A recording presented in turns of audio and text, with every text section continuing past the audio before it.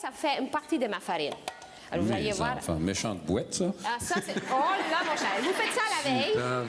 Comme journaliste, la controverse, ça me fait pas peur, c'est mon quotidien. Mais quand on parle de gâteaux aux fruits du temps des fêtes, là, on rentre dans le journalisme de guerre. Depuis quelques années, mon collègue Jean-Simon Bu et la légendaire équipe des réseaux sociaux d'Hydro-Québec se tirent gentiment la pipe sur le sujet. Il y a un moment et un lieu pour apprécier ce délice. Jamais et dans les vidanges. On a eu également de fervents défenseurs du gâteau aux fruits qui se sont attaqués à nous, dont Jean-Simon Buis, qui trouvait ça absolument scandaleux et qui s'est vraiment engagé pour la cause. Que ce soit sur les réseaux sociaux ou dans les discussions de salon, un peu tout le monde se lance dans la mêlée. On dirait une bataille dans le village d'Astérix. Mais voyons un peu de quoi on parle. C'est beau, hein, regarde, des beaux morceaux. Ben Ça a l'air des belles affaires. Alors, vous avez des figues, si vous aimez pas. Si vous avez des dents, c'est pas. En tout cas, mettez pas de figues. Nous, on a notre recette qu'on utilise depuis je sais plus combien de temps, à peu près 20 ans. Donc, vraiment, c'est un bon produit. Est-ce qu'il y a beaucoup de gens qui viennent chez Anna Pierrot pour le gâteau aux fruits? Spécialement pour le gâteau aux fruits, je ne pense pas. Vous, comment vous voyez ça, ce produit-là? Ben, t'aimes ou t'aimes pas, mais je pense que si tu le laisses sur le coin de la table, là, c'est sûr que tout le monde va le finir. Tout le monde va en manger. Sur 10 clients à qui tu le fais goûter, combien vont se laisser tenter puis vont se laisser séduire? Ah, je dirais 1 sur 10.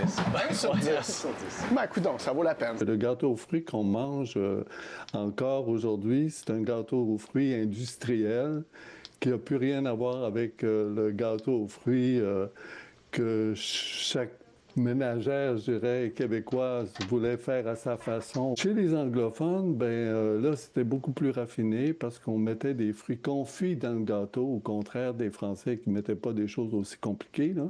Il faut vous dire que Sœur Angèle a fait A fait quoi? des fruits confits. Oui, je vais Elle-même. vous expliquer ça. À partir des années 50, il y a eu des groupes sociaux anglophones, comme les Lions, par exemple, qui se sont mis à commander des gâteaux aux fruits. Ils vendaient ça, si on veut, pour pouvoir se ramasser, pour se faire des fonds.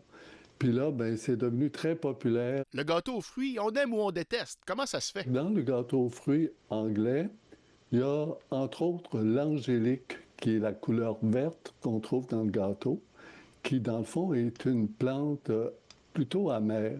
Puis lorsqu'on la confie, si tu veux, les gens n'aiment pas ce goût-là. Nicolas, j'ai peur, là. C'est-tu des œufs d'extraterrestres? Non, Qu'est-ce que c'est ça? Ça, c'est des cerises vertes, des cerises glacées vertes. Des fruits confits verts. Qui trouve que c'est une bonne idée de mettre des fruits d'une couleur bizarre dans un gâteau? J'ai aucune idée. Oui, là, mais je suis pas dans le public cible. Vous faites votre gâteau, vous pouvez le faire cette année puis l'année prochaine.